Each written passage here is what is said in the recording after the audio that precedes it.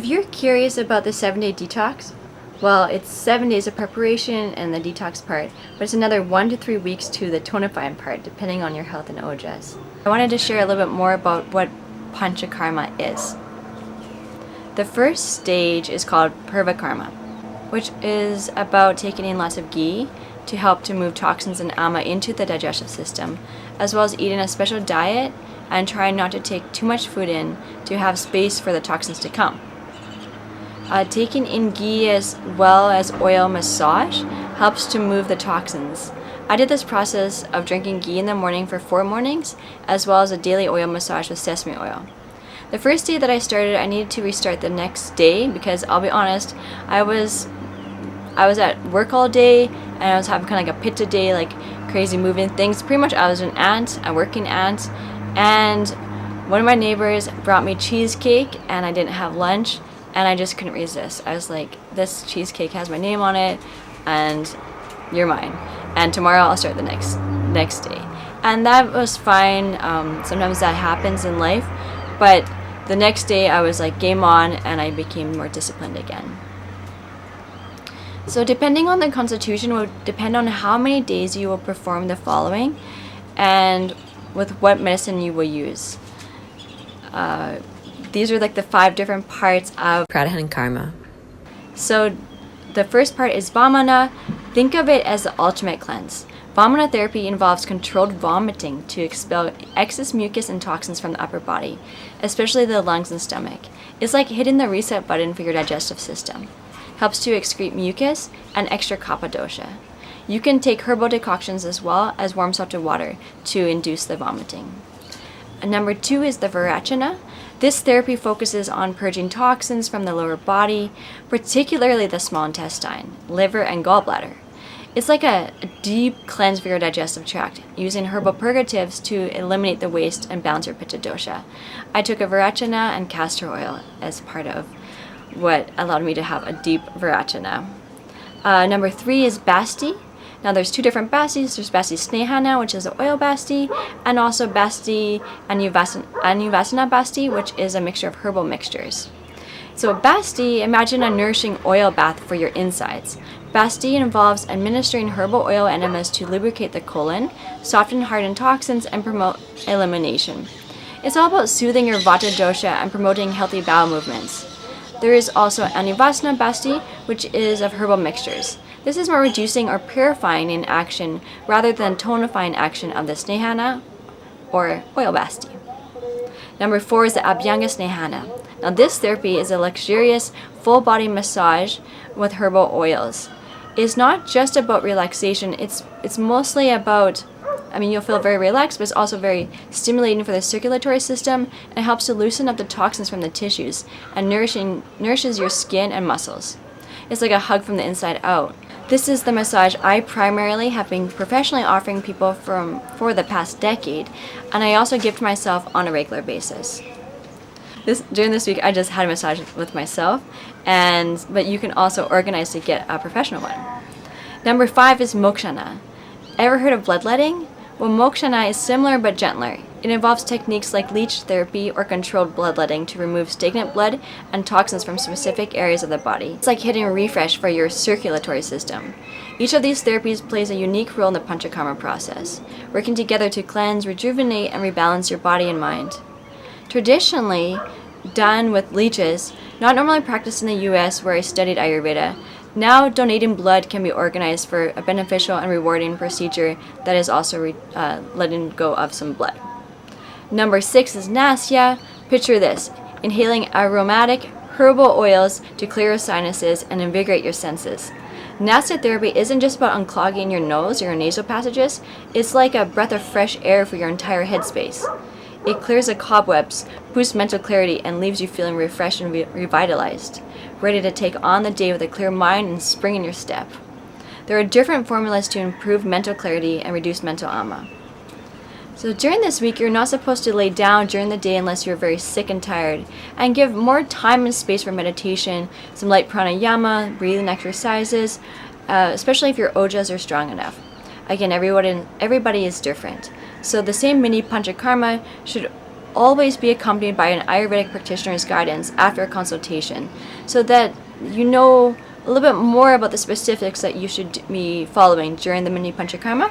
You know your Prakriti, your natural energetic constitution since birth. You know your Vikruti, the nature of any energetic imbalances.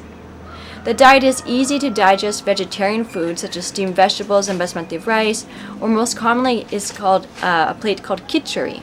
So khichdi is a popular Ayurvedic dish that is composed of basmati rice, mung beans, split mung beans, and vegetables cut into small pieces that are best for your constitution, as well as different digestive spices.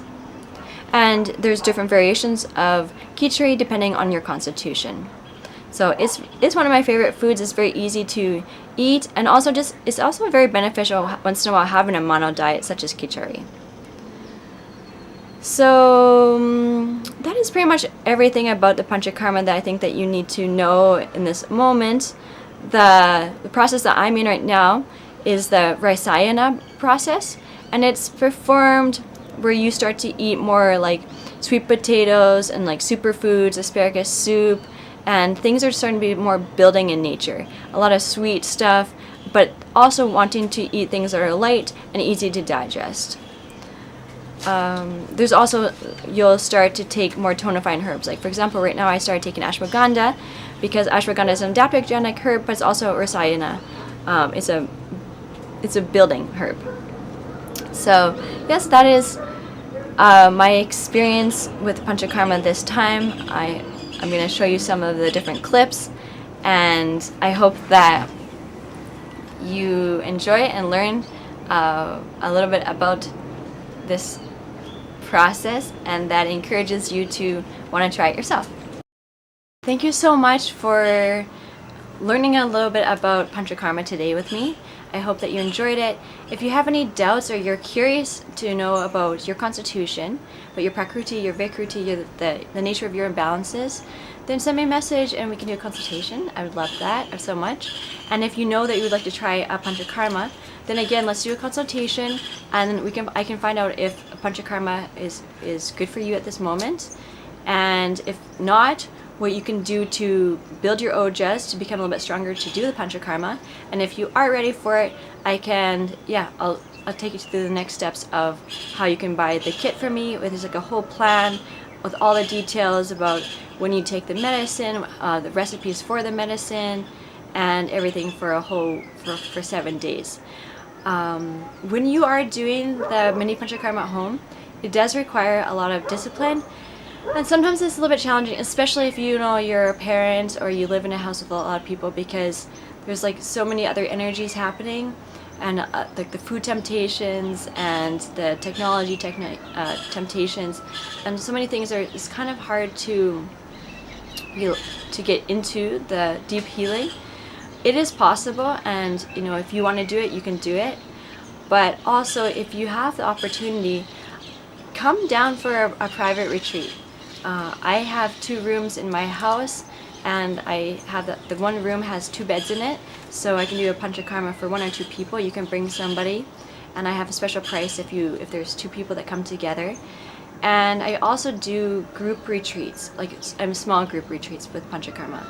I haven't done one for a while, so it's more so like when people kind of reach out for me for that one, because it's kind of hard to plan a date, because everybody.